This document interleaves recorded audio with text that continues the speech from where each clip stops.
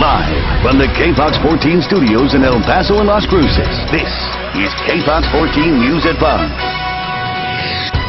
A former county commissioner pleads guilty to federal drug trafficking charges. Good evening, I'm Erica Castillo. John Purvis is off tonight.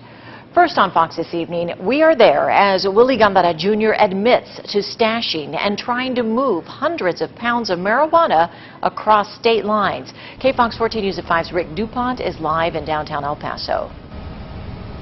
I'm standing outside of the federal courthouse. Now, I had a chance to speak with Gandara today inside of the courthouse, and what he said was that he really cannot make any type of public comment at this time. Now, in February, Drug Enforcement Administration agents arrested the former El Paso County Commissioner and his associate, Juan Canales, on drug trafficking charges.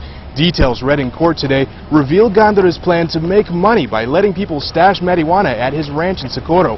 Now, part two of the plan was coordinating with a truck driver stashing hundreds of pounds of marijuana into a tractor trailer, which, by the way, was mixed with loose chili powder, and attempting to drive it to Chicago.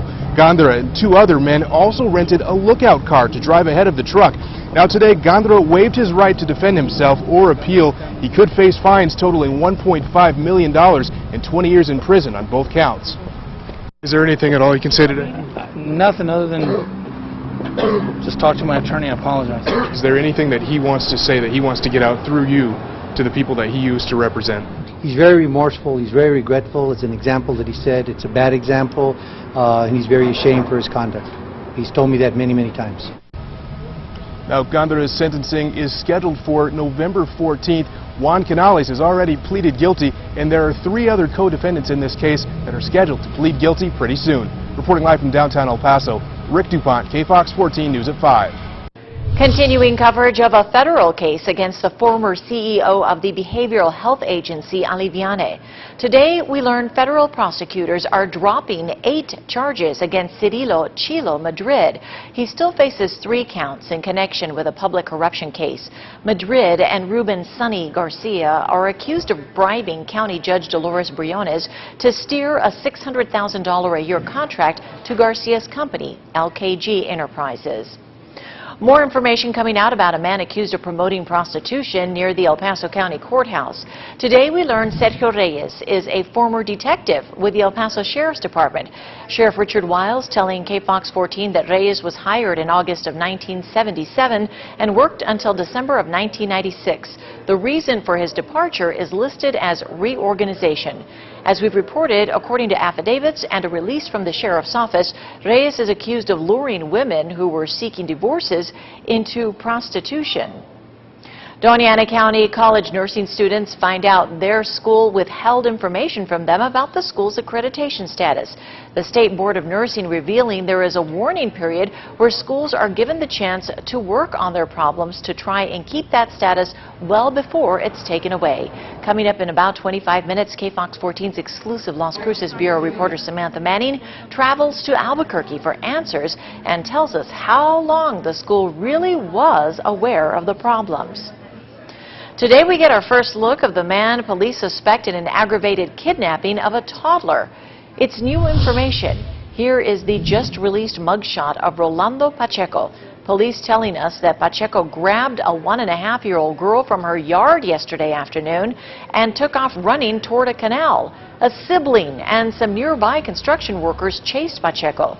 He dropped the girl into the canal, but the sibling got the child out, and the construction workers grabbed him and held onto him until police arrived. The child was physically unharmed and returned to her parents. 2 local defense attorneys who are facing years in prison question their accuser. KFOX 14 News at 5's Martina Valverde is live in downtown El Paso with how a visiting judge who brought charges against them is now defending himself. Well, it was just days ago here at the El Paso County Courthouse that defense attorneys Teresa Caballero and Stuart Leeds told KFOX 14 visiting Judge Steve Smith is a coward who hasn't been seen during this week-long hearing. Well, today that changed, Caballero questioning him for hours. Judge Steve Smith is the reason Caballero and Leeds are in this hearing. Smith says their behavior is the worst he's ever seen. Smith presided over the duo's successful defense of Judge Regina Arditi's bribery case last year. "We're here because you're upset, right, Judge?" Caballero asked. "No, we're here because of the conduct in my presence," answered Smith. Caballero accuses Smith of being a racist, going back to an email he sent about starting the trial at 8:30 a.m. She quotes, "That may be earlier than what you're used to in El Paso County, but I'm sure you could acclimate. There are quite a few people in this community who you offended," said Caballero. "There's about 6 to 8 of them, yes," said Smith. Smith says he also had concerns about emails he received from Caballero and Leeds. "After all of the trial, I found they rose to the level of contempt," said Smith. He later went on to say, "You could have defended your client without the conduct and lengths that you did." Caballero is facing 11 counts of contempt. Leeds is facing 7. Now, each of those charges does carry up to 6 months in prison, as well as a fine. It could also cost both of them their licenses. Reporting live in downtown El Paso, Martina Valverde, KFOX 14 News at 5. Make sure you follow Martina's courtroom blog, where she adds extra information from cases she covers. You can find that on our website at kfoxtv.com. Happening overnight, fire investigators called to a scene around 1 a.m. near Sparks in El Paso County. Sheriffs responding to a call of vehicles on fire at the Western Star new and used truck lot. Deputies say 2 of the trucks were on fire with lots of smoke filling the air. There was no one injured. This is a place of business. They rent and sell tractor trailers here, so there was no one here at the time of the fire.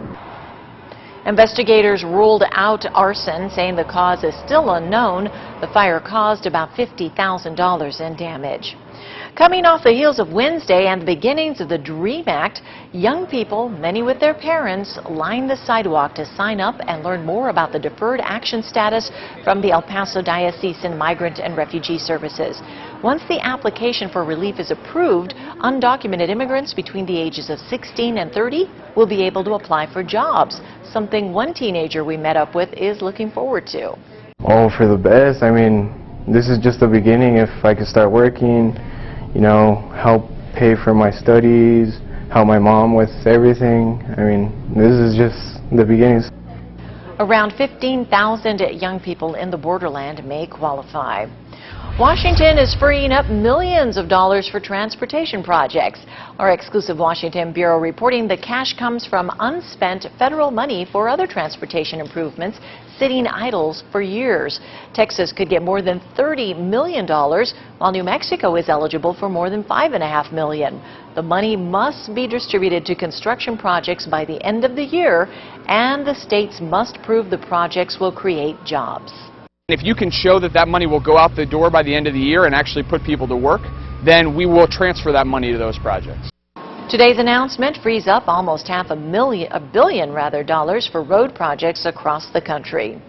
Another New Mexico town banning the use of cell phones in cars. Similar to laws in both Las Cruces and El Paso, drivers cannot text and talk and drive at the same time in Silver City any longer.